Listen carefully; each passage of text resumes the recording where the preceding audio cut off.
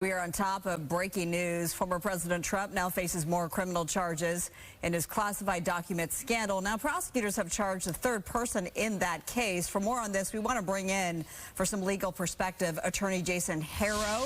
Jason, thanks so much for your time tonight.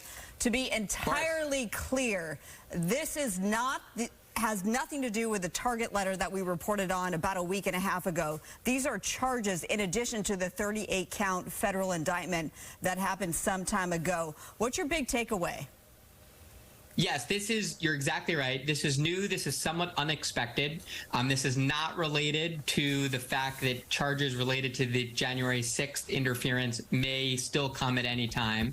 I think the takeaway from this one is that President Trump's behavior may be more egregious, if true, if the evidence that the prosecutors think they have is as good as they say in the indictment, because they say that they have him trying to ask his people to delete evidence. That's really bad. That could be really clear-cut. It's surveillance video evidence, and they say he literally made a phone call and said, essentially, hey, let's delete that so prosecutors don't get it. That's pretty cut and dried illegal.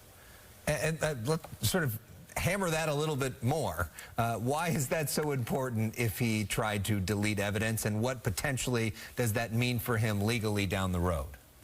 Sure. So the legal concept here is obstruction of justice, which is something that people may have heard thrown around on Law and Order. But basically, all it means is that when there's either an ongoing investigation or someone should reasonably know that there is an ongoing investigation, they can't hinder prosecutors and the government's attempt to use evidence to prove a case. And so anyone would know that surveillance footage that was recorded reliably could be used against you. And when you're notified by the FBI, the Federal Bureau of Investigation, that there is a potential charge against you, you can't call up your people and say to delete it. That is absolute obstruction of justice. You learn that on day one in criminal law. So the implications are this is yet another charge that could be really easy for prosecutors to prove and difficult for President Trump and his team to convince a jury to say not guilty on. Okay, I mentioned the target letter. I think that came